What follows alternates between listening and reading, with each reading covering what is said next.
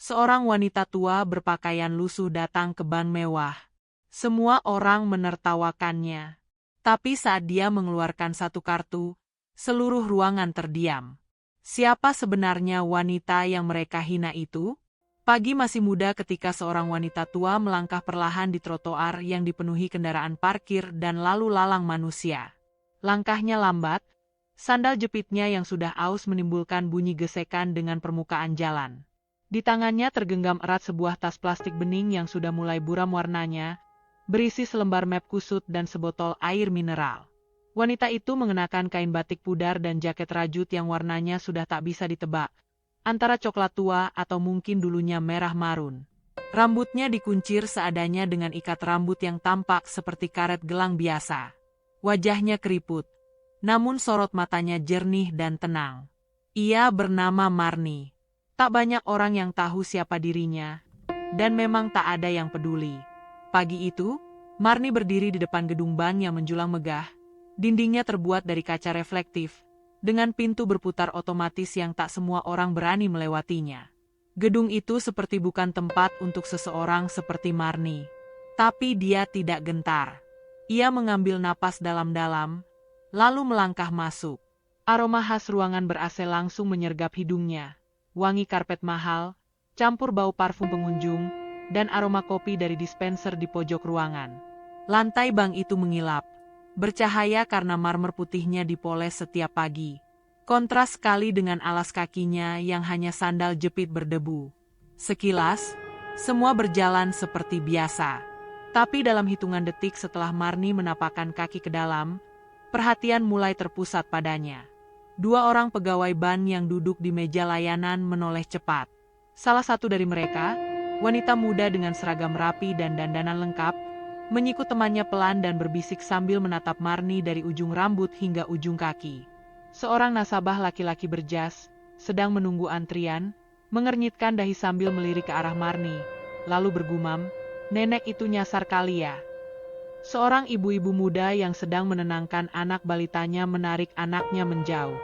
"Sini, jangan dekat-dekat." "Bau." Marni mendengar semuanya. Tapi ia tetap melangkah pelan, menuju mesin antrean otomatis. Jarinya yang kasar menekan layar dengan penuh kehati-hatian. Ia tidak terburu-buru, tidak gugup. Ia menatap layar kecil itu seperti orang yang sedang membaca petunjuk peta kehidupan. Setelah nomor antrean keluar, ia merapikannya ke dalam map plastik. Beberapa pegawai mulai memperhatikannya dari balik layar komputer. Ada yang menatap dengan iba, ada pula yang terang-terangan mencibir. Seorang satpam yang bertugas di depan pintu, lelaki berperawakan tegap dengan kumis rapi, berjalan mendekat.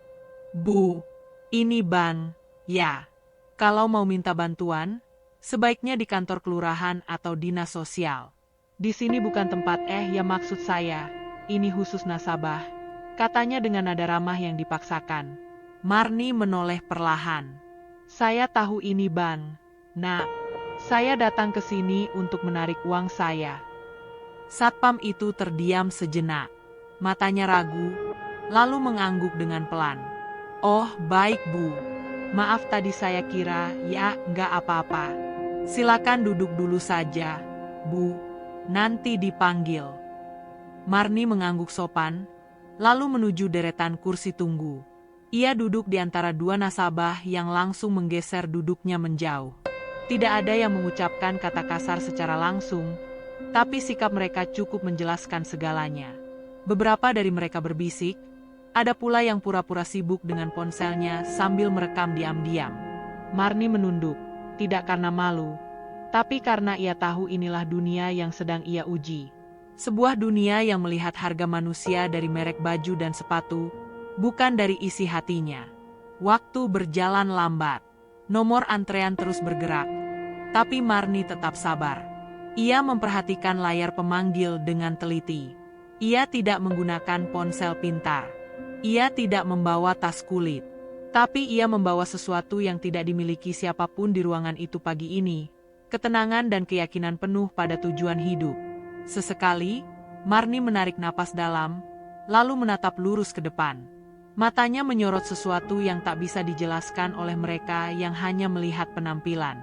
Di sekitar, bisik-bisik makin keras. Apa dia benar punya rekening di sini? Jangan-jangan cuma mau numpang dingin. Kasihan sih, tapi kok ia nekat banget masuk sini. Orang zaman sekarang, penampilan penting loh, masa begini banget. Teller di balik meja mulai gelisah. Mereka saling pandang. Salah satunya berkata pelan, "Kalau nomor antrean dia keluar, gimana ya? Masa harus kita layani? Suruh satpam aja urus." Sementara itu, Marni memperbaiki posisi duduknya. Ia membuka map dan mengecek kembali catatan yang ia bawa. Selembar kertas putih dengan tulisan tangan rapi, nomor rekening, dan nama lengkapnya. Di pojoknya ada catatan kecil, tarik sebagian. Ia lalu menatap ke arah counter teller. Wajahnya tetap datar. Tapi dari sinar matanya, ada sesuatu yang sedang disimpan. Sesuatu yang besar, yang sebentar lagi akan mengubah cara pandang seluruh ruangan. Dan ketika layar besar di atas counter tiba-tiba berbunyi, nomor 125, silakan ke loket 3. Semua mata serempak menoleh. Nomor itu milik Marni. Langkahnya pelan. Tapi setiap jejak yang ia tinggalkan di marmer putih itu membawa sesuatu yang tidak dimengerti siapapun. Keteguhan, kebijaksanaan, dan sebuah kebenaran yang akan mengguncang dunia kecil bernama bank mewah itu.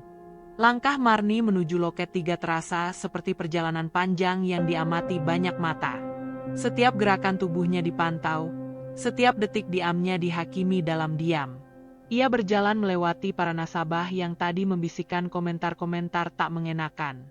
Kini mereka diam, namun tatapan mereka jauh lebih bising daripada suara.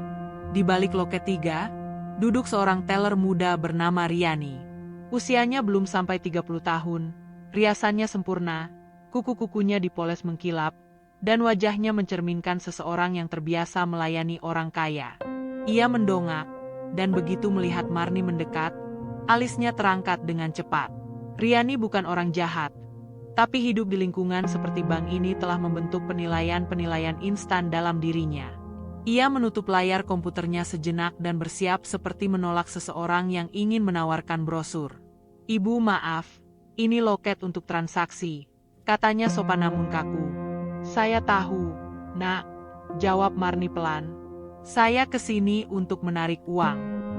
"Oh, iya." Riani berusaha tetap tersenyum. "Apakah ibu membawa buku tabungan atau kartu ATM?" Marni mengangguk, lalu menyodorkan map plastik bening. Riani mengambilnya dengan 2 jari seperti sedang memegang sesuatu yang kotor. Ia membuka pelan, menemukan selembar fotokopi KTP dan buku tabungan kecil dengan sampul biru tua. Sedikit kotor di pinggirnya. "Ini buku tabungan dari kantor cabang lama, ya?" gumam Riani, lebih pada dirinya sendiri. Ia membuka lembaran demi lembaran dengan ragu. Sementara itu, antrean di belakang mulai resah. Seorang pria muda bersetelan jas di belakang Marni bergumam cukup keras. "Berapa sih? Paling juga mau ambil 100.000. Yang lain tertawa pelan. Riani menekan tombol kecil di bawah mejanya. Tak lama kemudian, seorang staf laki-laki berseragam mendekat dari sisi dalam. Ia membisikkan sesuatu pada Riani, lalu menatap Marni dengan pandangan ragu. "Bu, boleh saya lihat KTP aslinya?" tanya staf itu. "Saya tidak bawa hari ini, Nak. Tapi fotokopi itu masih berlaku, kan?" "Sebenarnya tidak, Bu. Tapi sebentar ya, kami cek dulu di sistem." Suaranya mencoba netral, tapi jelas terdengar enggan. Marni mengangguk pelan. Ia tidak membantah, tidak memaksa. Ia tahu ia sedang menghadapi sistem yang dibangun oleh orang-orang yang belum pernah mengenal dirinya. Dari balik loket, terdengar suara papan ketik ditekan. Riani tampak mengetik dengan cepat. Setelah beberapa saat, ekspresinya berubah. Sedikit cemas, sedikit bingung. Ia menoleh ke temannya dan berbisik cepat. "Ini beneran? Nomornya ada. Tapi nominalnya banyak banget." Temannya yang tadi memanggil staf lain itu langsung mengecek layar. Sekilas saja cukup membuat matanya membelalak. Namun mereka belum berani mengambil keputusan. Riani menatap Marni lagi.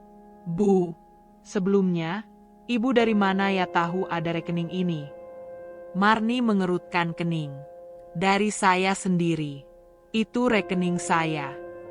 Iya, maksud saya, apakah ada keluarga yang bantu ibu buka? Saya buka sendiri. Di cabang timur. Waktu itu yang bantu namanya Pak Sarmin. Nama itu terdengar asing. Riani berpura-pura mencatat. Tapi sebenarnya ia sedang mencoba waktu. Ia bingung, panik. Ada yang tak biasa dari transaksi ini. Seorang ibu-ibu di antrean ikut menyela. Bu, bisa cepat sedikit enggak? Saya mau ambil uang arisan. Ini anak saya udah rewel. Yang lain ikut menimpali. Kalau nggak punya KTP, jangan nyusahin dong. Nanti jadi panjang urusannya. Namun Marni tetap berdiri tenang. Ia tak membalas satupun dari semua kalimat itu. Di matanya, tak ada kemarahan. Hanya sedikit kesedihan. Lalu sesuatu terjadi. Seorang pegawai bank berpangkat lebih tinggi, dari seragamnya bisa ditebak sebagai kepala layanan pelanggan, datang menghampiri. Namanya Pak Denny.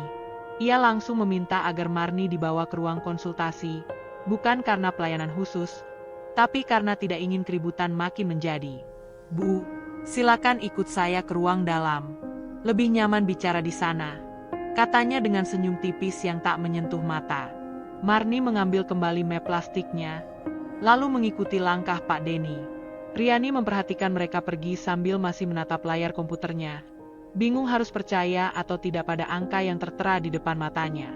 Setelah pintu ruang konsultasi tertutup, suasana di ruang tunggu kembali riuh. Pasti mau minta belas kasihan. Kalau bener dia punya rekening miliaran, aku sih bakalan telanjang keliling kota. Suara-suara itu tak lagi dibisikkan. Mereka sudah yakin dengan kesimpulan masing-masing. Marni hanya wanita tua dengan mimpi terlalu tinggi. Tak mungkin orang sepertinya memiliki rekening besar. Namun mereka belum tahu. Mereka belum paham bahwa yang mereka remehkan hari ini akan mengguncang mereka esok pagi. Ruangan konsultasi itu sepi. Dindingnya berlapis wallpaper warna krem dengan hiasan bingkai kecil bertuliskan kata-kata motivasi tentang pelayanan dan kepercayaan. Di sudut ruangan, sebuah pendingin ruangan menderu pelan, membuat udara terasa terlalu dingin bagi Marni yang hanya mengenakan jaket rajut tipis. Tapi ia tidak mengeluh. Pak Denny duduk di seberang meja, membenarkan posisi dasinya, lalu membuka laptop. Ia tersenyum, senyum profesional yang kaku. Baik, Ibu Marni, ya? Saya Denny, kepala layanan di cabang ini. Boleh saya tahu maksud Ibu datang hari ini? Marni membuka map plastiknya. Ia mengeluarkan buku tabungan yang tadi sempat ditolak oleh teller. Lalu ia menyodorkan secari kertas berisi catatan nomor rekening dan jumlah penarikan yang ia inginkan. Saya ingin menarik sebagian dari tabungan saya, katanya kalem. Pak Denny menerima kertas itu. Ia membaca pelan-pelan, kemudian matanya menatap angka yang tertulis di pojok kanan atas. Jumlah yang diminta Marni tidak besar, 10 juta rupiah. Tapi nomor rekening itu dia baru sadar. Nomor itu pernah muncul di laporan audit bulan lalu, termasuk dalam daftar rekening prioritas. Dengan gerak cepat tapi tenang, Pak Denny memasukkan nomor rekening ke sistem internal bank. Detik berikutnya, layar laptopnya menampilkan profil rekening tersebut. Dan begitu melihat angka saldo yang tertera di sana, rahangnya menegang. 100 miliar. Ia memastikan kembali. Digitnya tidak salah. Ia klik lagi ke bagian riwayat transaksi. Rapi, konsisten. Setoran masuk dari berbagai perusahaan logistik dan supplier besar. Tidak ada kejanggalan. Pak Denny menatap Marni. Perempuan tua itu duduk dengan tenang. Bahkan terlalu tenang untuk ukuran seseorang yang baru saja membuat satu cabang bank berguncang. Ibu ini, saya akan bantu prosesnya. Tapi, untuk prosedur penarikan tunai dalam jumlah ini, kami butuh validasi tambahan. Apa ibu bisa menunjukkan identitas asli? Marni tersenyum kecil. Saya tidak membawanya hari ini. Tapi kalau dicek di cabang pusat, pasti cocok. Pak Denny ragu. Ia tahu sistem mereka bisa mengecek biometrik dan data otentik lainnya. Tapi yang membuatnya lebih canggung adalah wajah Marni sama sekali tidak mencerminkan sosok pemilik rekening bernilai 100 miliar. Ia lebih terlihat seperti buruh cuci yang tersesat di antara dunia orang-orang berdasi. Pak Denny berdiri, meminta izin sebentar, lalu keluar dari ruangan. Ia berjalan cepat ke arah ruang manajer operasional dan menunjukkan data rekening Marni. Kita harus pastikan ini benar, bisiknya. Kalau ini jebakan, kita yang kena. Manajer itu menatap layar laptopnya dan mengangguk pelan. Verifikasi. Tapi jangan bikin gaduh. Layanin baik-baik. Kembali ke ruang konsultasi, Pak Denny duduk lagi. Baik, Bu. Kami akan proses. Tapi sambil menunggu, mungkin Ibu bisa isi formulir ini, katanya sambil menyodorkan formulir penarikan manual. Marni menerimanya dan mulai mengisi dengan tulisan tangan yang pelan tapi rapi. Sementara itu, di luar ruangan, suasana semakin ramai. Beberapa nasabah yang menyaksikan dari awal mulai berspekulasi. Apa benar dia punya uang? Masa sih? Gayanya kayak nenek pemulung. Seorang nasabah pria muda, mengenakan hoodie dan topi terbalik, berani melangkah ke teller dan bertanya, "Itu nenek yang tadi beneran nasabah?" Teller tak menjawab. Ia hanya mengangkat bahu dengan canggung. Lalu, suara berisik terdengar dari sisi lain ruang tunggu. Seorang pegawai magang menjatuhkan segepok uang 100 ribuan dari baki kasir. Uang itu berserakan di lantai. Semua orang menoleh. Dan di tengah kekacauan kecil itu, Pak Denny membuka pintu ruang konsultasi. "Bu Marni," panggilnya, "uangnya sedang kami siapkan. Mohon menunggu sebentar, ya." Marni mengangguk. Ia berdiri dan melangkah keluar ruangan. Di tangannya kini tergenggam kwitansi validasi penarikan. Ketika ia kembali ke kursi tunggu, seluruh ruangan menjadi hening sejenak. Dia tidak bicara sepatah kata pun. Ia hanya duduk di sana.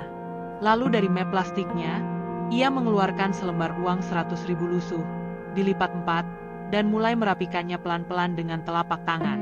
Beberapa orang memperhatikan gerakan itu, tidak mengerti kenapa perempuan yang sebentar lagi akan membawa pulang 10 juta rupiah masih memperlakukan uang lusuh itu dengan begitu hati-hati.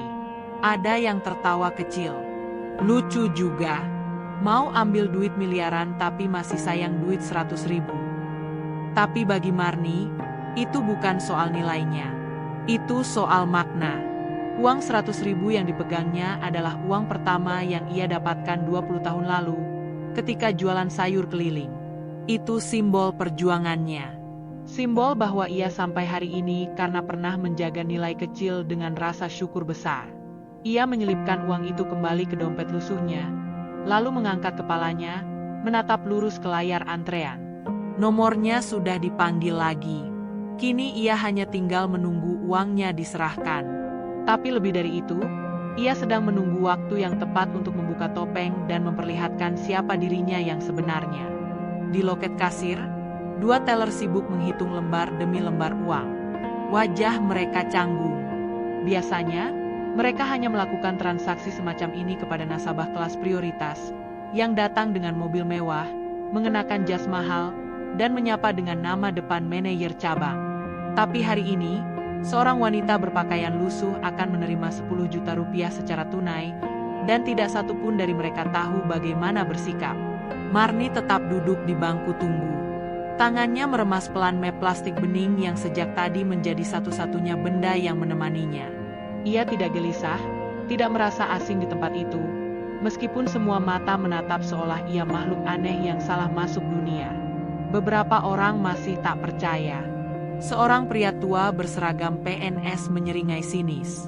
Paling juga dia nemu buku rekening orang kaya. Atau nipu, itu buku palsu. Seorang ibu bersyal merah yang sedari tadi duduk tak jauh dari Marni mengangkat alis. Kalau benar duitnya banyak, masa sih pakaiannya gitu amat? Marni menoleh, sekilas. Tidak untuk membalas, tapi sekadar menatap wajah yang menyimpan banyak prasangka. Ia tersenyum kecil. Bukan senyum kemenangan, bukan pula senyum menyindir. Lebih mirip senyum seseorang yang sudah terlalu sering menghadapi penghakiman diam-diam. Tepat saat itu, seorang petugas bank perempuan datang mendekat, membungkuk sedikit dan berkata, "Ibu, mohon maaf, apakah ibu bersedia menunjukkan KTP asli? Atau ada identitas lain yang bisa kami verifikasi?" Marni menggeleng pelan. "Saya tidak membawanya hari ini. Tapi semua datanya sudah ada di sistem, bukan?" "Tentu, Bu. Hanya saja ini untuk formalitas dan keamanan." "Apakah saya terlihat mencurigakan?" Petugas itu terdiam. Ia tidak bisa menjawab. Sebab apa yang akan ia katakan? Ya, karena ibu berpakaian lusuh, karena sandal ibu sudah hampir putus, karena dompet ibu bukan dari kulit impor. "Baik, Bu," ucapnya akhirnya. "Saya konfirmasi dulu ke atasan." Beberapa menit berlalu. Marni tetap menunggu. Ia tahu bank punya prosedur, dan ia tak ingin menyalahkan siapapun. Tapi jauh di lubuk hatinya, ada luka kecil yang menganga setiap kali wajahnya dinilai lebih rendah dari saldo rekeningnya sendiri. Tak lama kemudian, datang seseorang berpakaian rapi dengan name tag bertuliskan, "Kepala Cabang Bapak Gunawan." Posturnya tinggi, rambutnya disisir klimis, dan senyumnya palsu. Ia mendekati Marni dengan langkah penuh wibawa. "Selamat siang, Bu," ucapnya dengan suara yang terdengar seperti aktor di panggung. "Saya dengar ada sedikit kendala soal identitas." "Ya, bukan kendala, Pak. Hanya tidak saya bawa. Tapi saya yakin semua bisa diverifikasi." Pak Gunawan mengangguk, tapi wajahnya tidak menyembunyikan keraguan. Ia duduk di sebelah Marni, agak menjauh, dan melipat tangannya di atas lutut. "Saya harus jujur, Bu. Situasi ini unik. Nomor rekening ibu menunjukkan angka yang sangat besar. Tapi prosedur kami mensyaratkan validasi identitas lengkap untuk transaksi tunai di atas 5 juta. "Saya mengerti," jawab Marni pelan. "Kalau begitu, saya ambil 5 juta dulu saja." Pak Gunawan terdiam, agak kikuk. "Yang kami khawatirkan, Bu," lanjutnya cepat, "bukan hanya soal nominal. Tapi, ada kemungkinan penyalahgunaan identitas. Bisa jadi ini bukan rekening ibu." Ucapan itu menusuk. Semua perhatian di ruang tunggu kini tertuju sepenuhnya. Kalimat Pak Gunawan terdengar seperti vonis bahwa Marni adalah penipu. Beberapa nasabah bahkan mulai memegang ponsel mereka, merekam secara diam-diam, atau pura-pura bermain tapi sambil mengarahkan kamera ke arah Marni. Marni menatap Pak Gunawan dengan sorot tajam. Tak ada air mata, tak ada kemarahan. Tapi ketegasan itu membuat pria itu menoleh sejenak. Merasa sedikit malu dengan dirinya sendiri. "Kalau saya pencuri," kata Marni pelan, "mengapa saya duduk di sini lebih dari 1 jam dan tidak lari?" Pak Gunawan menarik napas panjang. Ia tahu perempuan ini benar. Tapi pikirannya tetap dikaburkan oleh satu hal, penampilan. "Baiklah, Bu. Kami akan proses penarikan 5 juta dulu, sambil menunggu konfirmasi cabang pusat," katanya dengan nada formal yang hambar. Marni mengangguk. Ia berdiri perlahan dan kembali mengikuti petugas menuju meja kasir. Saat berjalan melewati para nasabah, beberapa dari mereka mengalihkan pandangan. Tapi ada juga yang menatap penuh kemenangan, seolah apa yang terjadi hari ini sudah membuktikan bahwa mereka benar. Di meja kasir, teller sudah menyiapkan lembar demi lembar uang. Tapi bahkan di sana pun, Marni tetap dipandang aneh. Seolah lembaran uang itu terlalu bersih untuk disentuh tangan keriputnya. Marni mengambil uangnya, lalu menghitung pelan. Setelah selesai, ia memasukkan ke dalam kantong plastik kecil yang ia siapkan. Bukan dompet kulit, bukan tas selempang bermerek, tapi plastik transparan yang sama, tempat ia biasa menyimpan sayuran segar dari pasar. Semua orang mengira segalanya telah selesai. Tapi belum. Sebab hari itu, Marni belum memperlihatkan kartu terakhirnya. Kartu yang akan membalik semua persepsi dalam 1 detik. Ia masih menunggu. Menunggu semua orang cukup sombong untuk menertawainya, cukup picik untuk merendahkannya, dan cukup buta untuk menolak mempercayai kenyataan. Barulah saat itu tiba, ketika semua sudah terlanjur menilai. Ia akan membuka topengnya. Dan dunia kecil ini akan terdiam dalam rasa malu yang tak tertahankan. Langit di luar mulai mendung. Di dalam bank, suasana terasa lebih dingin, bukan karena pendingin ruangan, tapi karena atmosfer ketegangan yang belum juga surut. Marni kini berdiri di dekat pintu keluar. Uang 5 juta rupiah telah berpindah ke tangannya, disimpan dalam plastik yang sama lusuhnya dengan penampilannya. Namun bukan itu yang menjadi pusat perhatian. Yang menjadi sorotan adalah keputusan kecil yang Marni buat. Ia belum keluar dari bank. Ia berdiri di sana, tegak, tangannya menggenggam map plastik bening yang mulai lecek. Pandangannya menyapu seisi ruangan, satu persatu. Bukan dengan kemarahan, bukan dengan balas dendam, tapi dengan sesuatu yang lebih dalam. Sebuah penilaian diam yang tak terucapkan.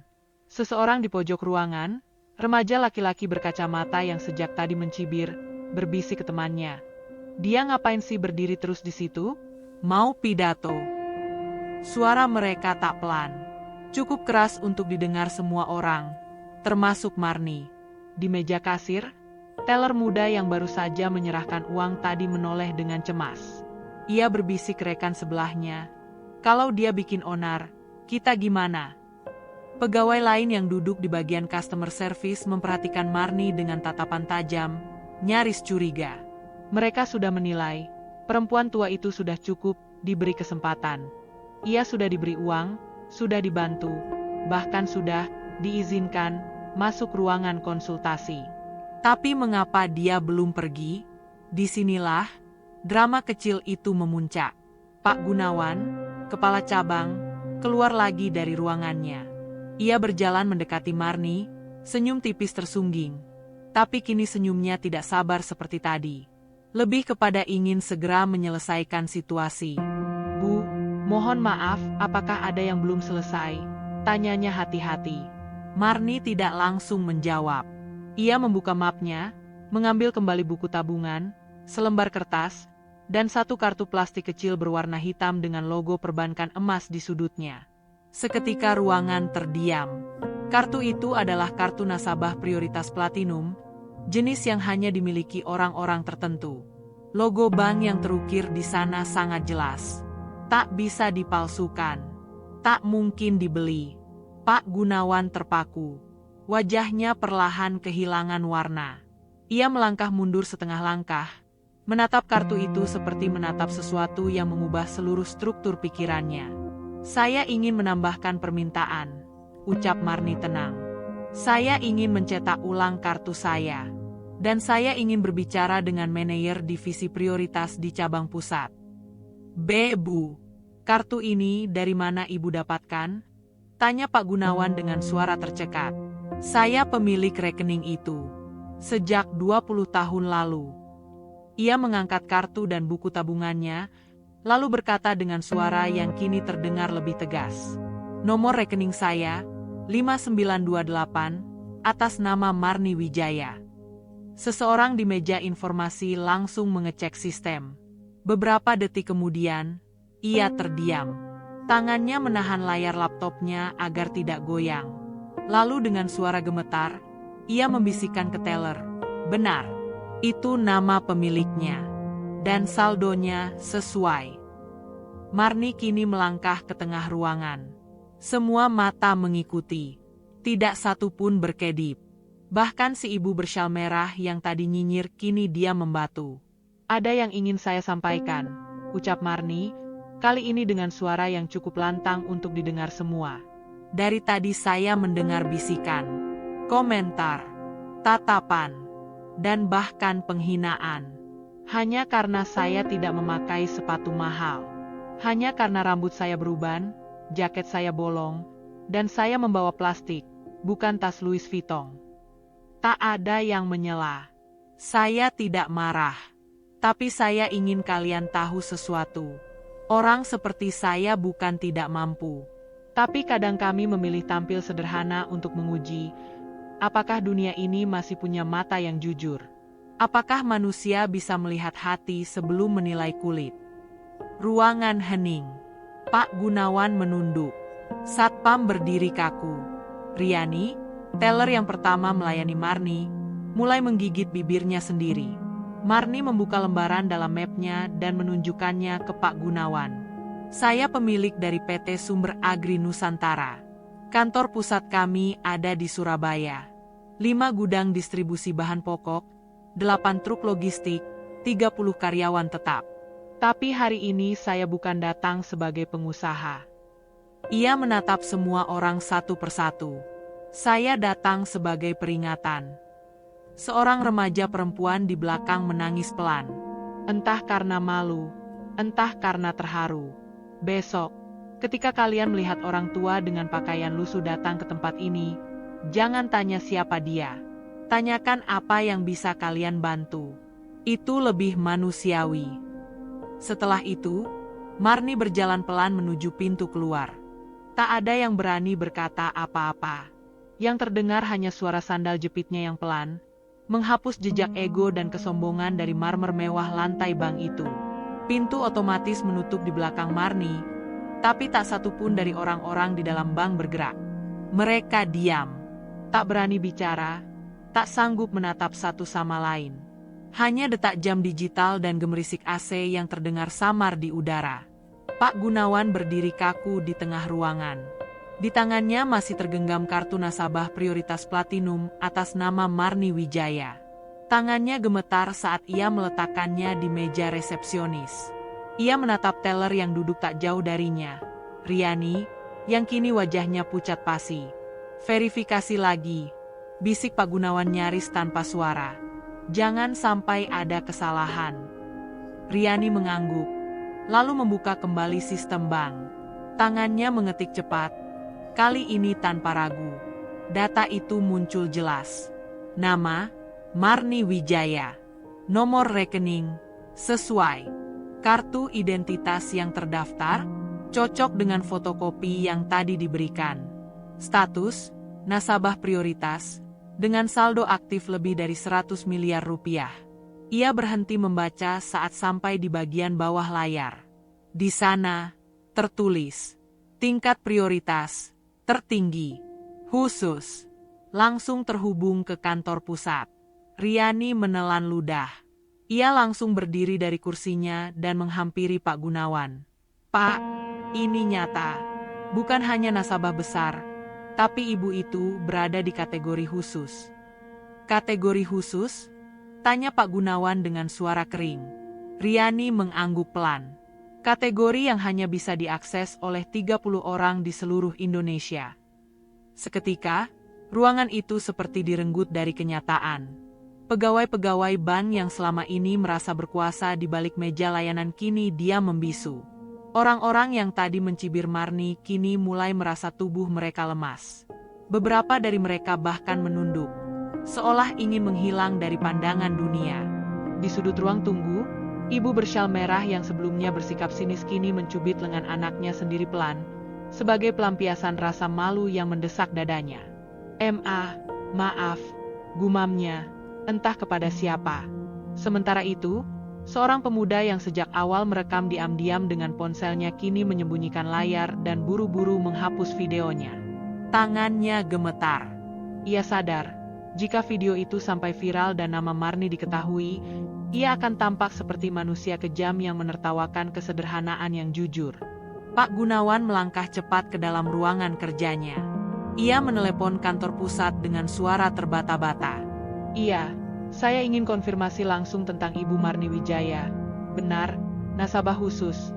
Ya, mohon maaf sebelumnya, kami tidak menyadari. Suara dari seberang telepon terdengar dingin namun tegas. Ibu Marni bukan hanya nasabah kami. Beliau adalah mitra kerja strategis di sektor distribusi bahan pokok. Semua cabang sudah mendapat pemberitahuan sejak tahun lalu. Pak Gunawan mematung. Tapi, dia tidak terlihat. Penampilan bukan dasar penilaian, Pak Gunawan. Klik. Telepon ditutup. Dan di saat itulah, kepala cabang itu baru benar-benar menyadari, bukan hanya dia yang salah. Seluruh sistem yang ia percayai, bahwa kemewahan berarti kekuasaan, bahwa penampilan adalah bukti nilai, telah runtuh hari itu. Ia keluar dari ruangannya, matanya nanar. Di tengah ruangan, pegawai dan nasabah mulai berbisik-bisik. Kali ini bukan tentang Marni, tapi tentang diri mereka sendiri. Gila ya, selama ini kita 100 miliar, dan dia cuma duduk di kursi plastik itu. Bajunya bolong, sandalnya putus, tapi dia punya segalanya. Beberapa orang mulai merasa tenggorokan mereka tercekat. Yang tadinya menyangka Marni hanya seorang pengemis, kini ingin mengejar keluar dan meminta maaf. Tapi pintu itu sudah menutup, dan Marni telah pergi. Di luar, Marni berdiri di sisi jalan, menunggu ojek online. Ia tidak menggunakan mobil pribadi, meskipun ia punya 5. Ia tidak mengenakan jam tangan mewah, meskipun ia bisa membeli toko jam sekaligus. Ia berdiri di sana seperti siapapun. Di tengah hujan rintik yang turun perlahan, wajahnya menghadap ke langit. Dan ketika ojek datang, ia naik dengan tenang, menyapa sopirnya dengan ramah, dan berkata, "Ke rumah, Pak." Seperti biasa. Sopir itu mengangguk. "Siap, Bu Marni." Ia tahu siapa wanita itu. Semua sopir langganannya tahu. Tapi mereka juga tahu satu hal yang tidak dimiliki siapapun di dalam bank tadi. Rasa hormat tanpa syarat. Motor melaju perlahan meninggalkan gedung megah yang kini terasa sempit oleh rasa malu. Dan di dalam bank, angka 100 miliar di layar komputer masih menyala terang. Bukan hanya sebagai jumlah uang, tapi sebagai cermin kebenaran yang telah mengungkap wajah asli semua orang yang ada di sana. Rumah itu berada di ujung gang kecil, jauh dari pusat kota. Bangunannya sederhana, temboknya sudah mulai retak. Atapnya dari genteng tanah liat, dan di halaman depan hanya ada pot-pot kecil berisi tanaman lidah mertua dan cabai rawit. Namun di dalam rumah itu, ada ketenangan yang tak bisa dibeli dengan uang. Marni duduk di kursi kayu tuanya, menatap halaman. Di sampingnya ada secangkir teh panas dan tumpukan koran bekas. Tak ada yang mewah, tapi semuanya tertata. Suasana rumah itu mencerminkan jiwanya. Hening, bersahaja, tapi penuh makna. Ia baru saja pulang dari bank. Sepatu jepitnya yang terkelupas masih menggantung di jemuran, basah terkena hujan. Sambil menggulung lengan bajunya, Marni mulai menyapu lantai ruang tamu. Tidak ada pembantu, tidak ada pelayan. Semuanya ia lakukan sendiri, seperti biasa. Tapi siapa sangka, di balik aktivitas harian yang sederhana itu, Marni adalah pemilik dari PT Sumber Agri Nusantara, sebuah perusahaan distribusi bahan pokok yang telah beroperasi lebih dari 20 tahun. Perusahaan yang mengalirkan sembako ke puluhan pasar tradisional di Jawa Tengah dan Jawa Timur. Ia mempekerjakan lebih dari 30 orang secara tetap, dan ratusan lainnya sebagai mitra lepas. Namun tak satupun karyawan tahu bahwa wanita tua yang kadang datang diam-diam ke gudang, membantu mengepak beras dan minyak goreng, adalah pemiliknya. Semuanya ia rahasiakan dengan hati-hati. Bukan karena takut, tapi karena ia percaya, kekuasaan yang terlihat akan mengundang topeng orang lain. Kekuasaan yang disembunyikan akan memperlihatkan wajah mereka yang sesungguhnya. Marni tidak tumbuh di tengah kemudahan. Ia lahir dari keluarga petani di desa kecil di kaki Gunung Muria. Ayahnya meninggal saat ia masih kelas 3 SD. Ibunya buta huruf, tapi memiliki tekad baja. Mereka hidup dari menjual singkong dan daun pisang ke pasar. Sejak kecil, Marni membantu ibunya menanak nasi bungkus, lalu menjajakan dari pintu ke pintu. Pernah suatu hari, saat hujan deras dan badannya demam tinggi, ia tetap memikul keranjang jualannya karena tahu, kalau hari itu tidak ada uang masuk, esok mereka tak punya apa-apa untuk dimakan. Semua penderitaan itu tidak membuat Marni lelah. Ia justru tumbuh menjadi sosok yang kuat dan tabah. Ia tidak pernah sekolah tinggi. Tamat SMP pun ia sudah bersyukur. Tapi ia belajar dari kehidupan. Ia belajar menghitung dari menulis harga di plastik. Ia belajar logistik dari memperhatikan jalur truk sayur. Ia belajar kejujuran dari ibunya, yang selalu mengembalikan kelebihan uang walau hanya 100 rupiah. Dari sanalah bisnisnya dimulai. Pertama kali, ia pinjam uang 500 ribu rupiah dari koperasi untuk membeli 2 karung beras dan 1 jeriken minyak goreng. Ia titipkan barang itu ke warung-warung kecil. Ia tidak minta pembayaran di muka. Ia hanya bilang, bayar nanti kalau sudah laku. Banyak yang menolak. Tapi ada satu warung yang bersedia. Dan dari situlah perlahan semua berubah. Dalam 20 tahun, Marni membangun jaringan distribusi sendiri. Ia mengelola sistem yang jujur, tanpa pungutan liar. Ia membantu ibu-ibu warung tetap bertahan saat harga bahan pokok naik. Ia memberi diskon khusus untuk warga yang terkena musibah. Ia tidak pernah muncul di media. Tidak pernah mau diwawancara. Sebab, katanya, kalau kerja kita ikhlas, biarlah yang tahu hanya langit. Tapi hari itu, di bank, ia merasa waktunya bicara. Karena sikap manusia sudah makin lupa. Bahwa penampilan bukan jaminan kebaikan. Bahwa kekayaan bukan alasan untuk menindas. Marni mengambil buku kecil dari rak. Isinya adalah catatan harian sejak tahun pertama ia berdagang. Tulisannya rapi, meski tinta sudah mulai pudar. Di halaman pertama tertulis, "Jika kelak aku punya lebih dari cukup, aku akan tetap sederhana. Agar aku bisa melihat siapa yang benar-benar menghormati tanpa berharap balasan." Hari ini, ia merasa catatan itu terbukti.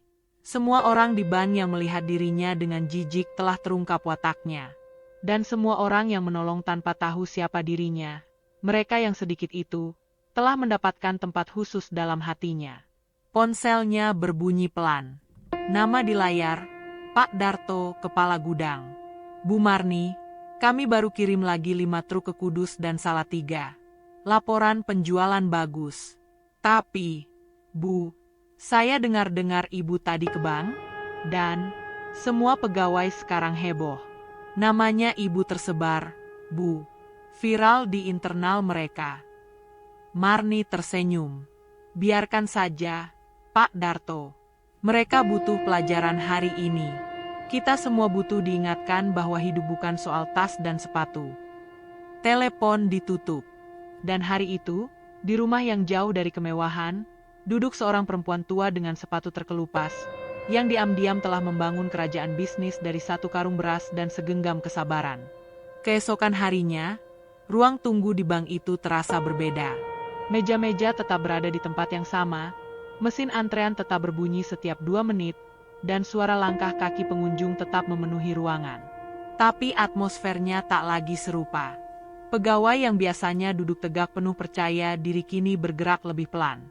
Tatapan mereka lebih hati-hati.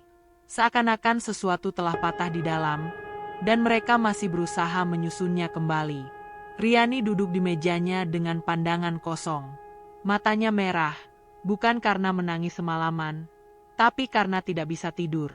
Sepanjang malam, ia memutar ulang kejadian kemarin, dari cara ia memegang map plastik Marni dengan 2 jari, hingga ekspresi bingung saat melihat angka saldo yang membuat tengkuknya berkeringat dingin.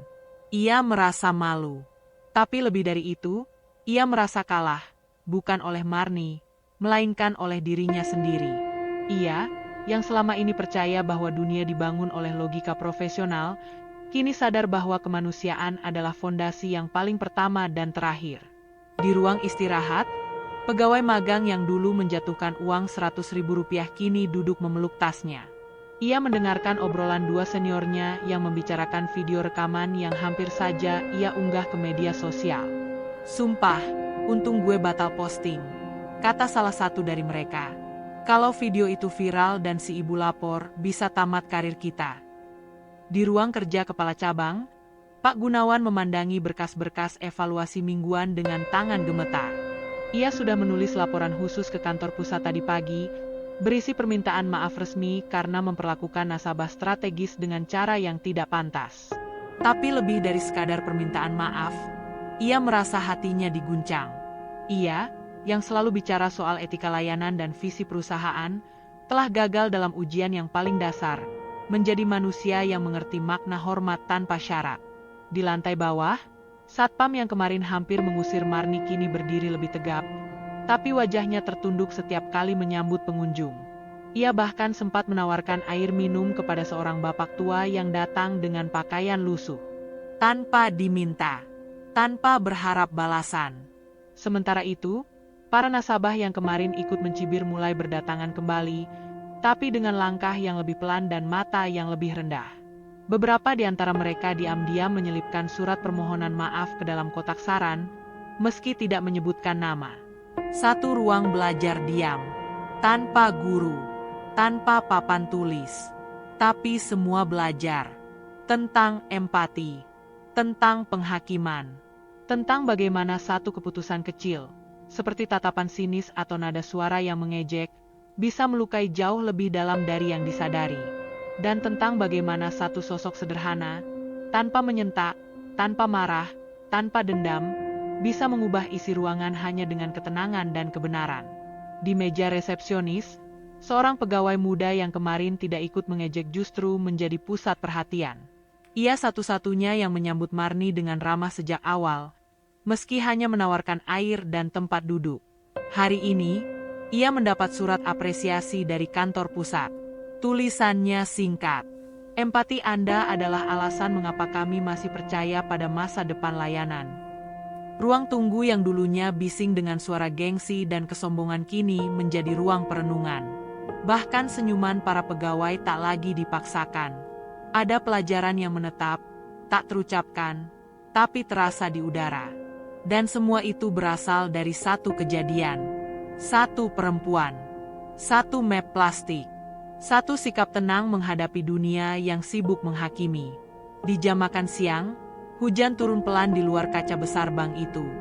Derasnya tidak menakutkan, tapi menenangkan.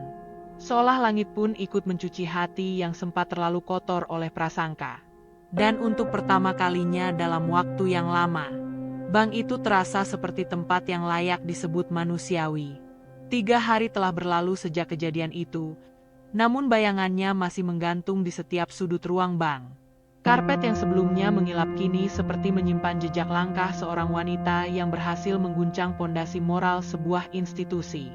Para pegawai tidak lagi bergerak dengan irama cepat dan formal. Sekarang, mereka lebih hati-hati, bukan karena takut dimarahi atasan, tapi karena tahu bahwa setiap interaksi menyimpan potensi untuk mempermalukan atau memuliakan. Hari itu, Riani datang lebih pagi dari biasanya.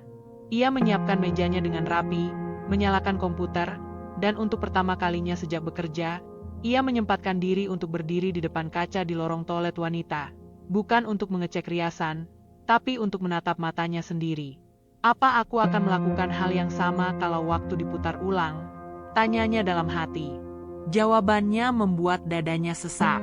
Di dalam ruang pelatihan internal bank, Pak Gunawan mengumpulkan semua staf untuk menyampaikan keputusan kantor pusat. Setiap pegawai akan mengikuti pelatihan ulang tentang etika layanan dan perlakuan non-diskriminatif terhadap nasabah. Tidak ada yang protes. Justru sebagian besar menyambutnya dengan diam dan anggukan kecil.